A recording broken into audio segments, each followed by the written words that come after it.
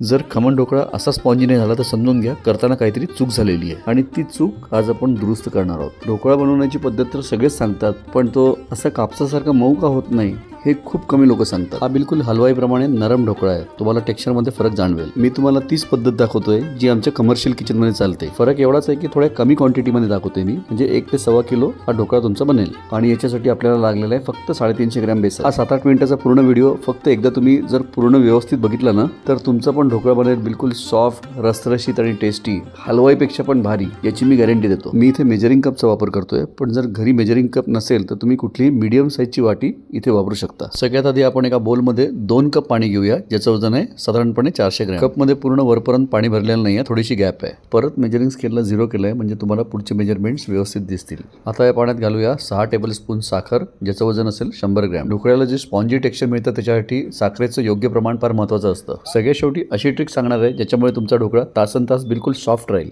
आता घालूया याच्यामध्ये अर्धा टीस्पून हळद आणि 1/4 टीस्पून हिंग, याच्यामुळे खूप छान चव ढोकळ्याला मिळते। याच्यामध्ये आपण आता 2 टीस्पून खडे मीठ घालणार आहोत, ज्याचं वजन असेल साधारणपणे 15 ग्रॅम। खडे मिठामुळे आणखीन टेस्टी बनतो हा ढोकळा। 1 टीस्पून लिंबू फूल घालू याच्यामध्ये, ज्याचं वजन असेल साधारणपणे 7 ग्रॅम। ढोकळ्याच्या परफेक्ट टेक्स्चरसाठी मी सजेस्ट करीन लिंबू फुलाचा वापर तुम्ही नक्की करा। शेंगदाण्याचं तेल 6 टेबलस्पून घालूया आपण, ज्याचं वजन असेल साधारणपणे 60 ग्रॅम। तेलाचं प्रमाण जर योग्य असेल ना तर ढोकळा बऱ्याच काळासाठी असा सॉफ्ट आणि एकदम स्पॉन्जी राहतो। हे सगळे मेजरमेंट खूप महत्त्वाचे आहेत आणि बरेच लोक हे फॉलो करत नाहीत मेजरमेंट्स व्यवस्थित, आणि त्यामुळे त्यांचा ढोकळा खराब होतो। चांगला ढोकळा बनण्यासाठी मी प्रत्येक गोष्ट इथे जी सांगतोय ती फार महत्त्वाची आहे, त्यामुळे माझी रिक्वेस्ट आहे की तुम्ही व्यवस्थित ऐकून घ्या। 2 ते 3 मिनिटं या मिश्रणाला व्हिस्क करू, म्हणजे साखर विरघळून जाईल।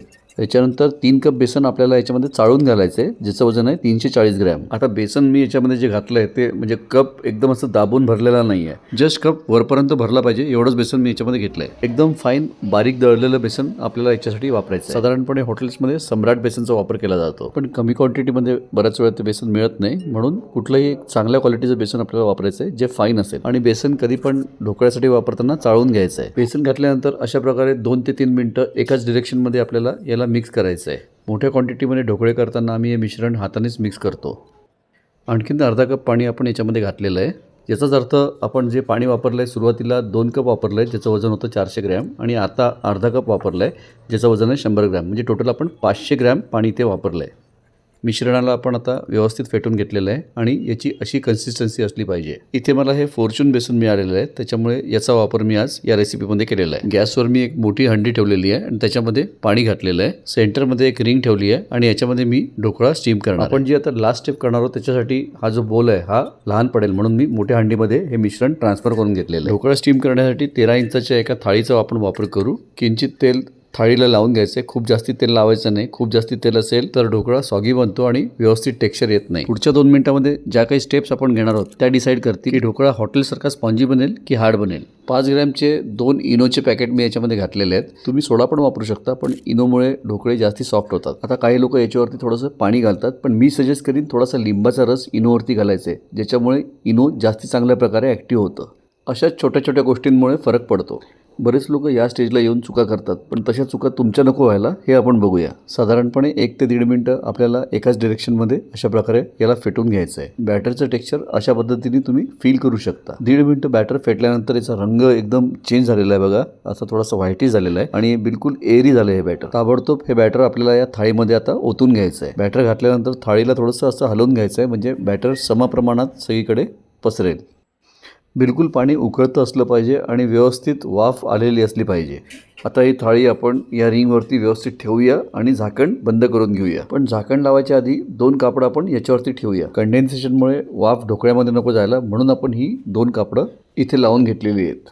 आता याच्यावरती अवेलेबल असलेलं कुठलंही वजन ठेवायचं आहे आणि याला 20 ते 22 मिनिटं व्यवस्थित स्टीम करून घ्यायचं आहे। याला असं मध्येच उघडून चेक करायची चूक करू नका। जर आपण असं केलं तर तेव्हा ढोकळा कच्चा असतो आणि त्याच्याचमुळे तो बसतो।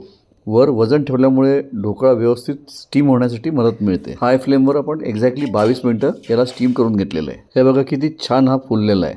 ढोकळ्याच्या सेंटरला आपण एकदा टूथपिक घालून बघूया। बिलकुल टूथपिक क्लीन आहे आणि कुठलेही बॅटर वगैरे याला लागलेलं नाही, याचा अर्थ ढोकळा व्यवस्थित शिजलेला आहे।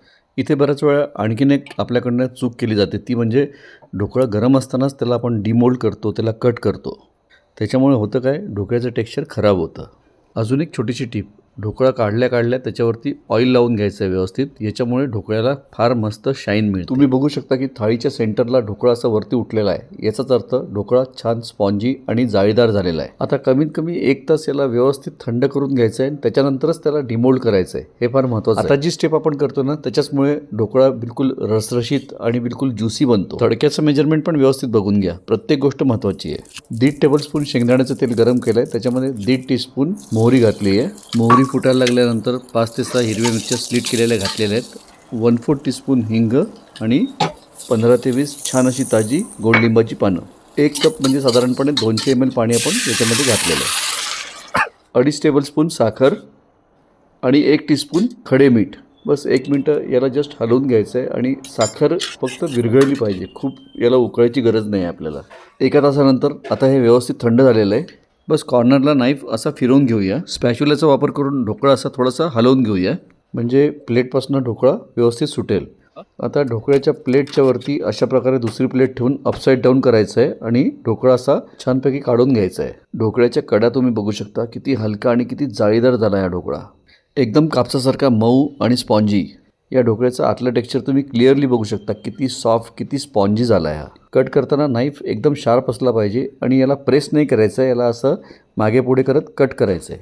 दुसरी गोष्ट म्हणजे ढोकळा कट केल्यानंतर वरती शुगर सिरप ताबडतोब घालायचं आहे. जास्त वेळ तुम्ही जर ढोकळा असाच बाहेर ठेवला ना तर तो ड्राय बनतो.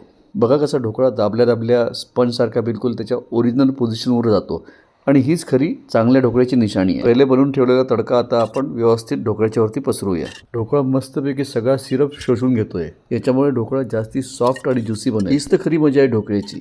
याचं वजन करून दाखवतो तुम्हाला. बघा साधारणपणे याचं वजन 1 किलो 150 ग्रॅम झालेलं आहे. साधारणपणे 350 ग्रॅम बेसन आपण या रेसिपीसाठी वापरलेलं आहे.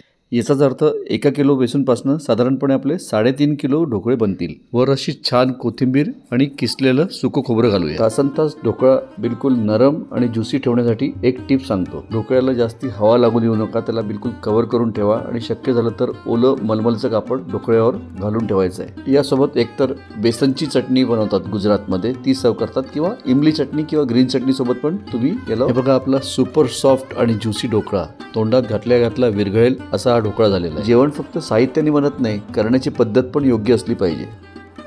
चला आता हा ढोकळा मस्तपैकी चाखून बघूया.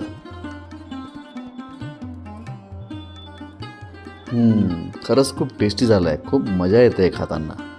घरी केलेला ढोकळा हा असाच असला पाहिजे. व्हिडिओ आवडला तर लाईक, कमेंट आणि शेअर जरूर करा.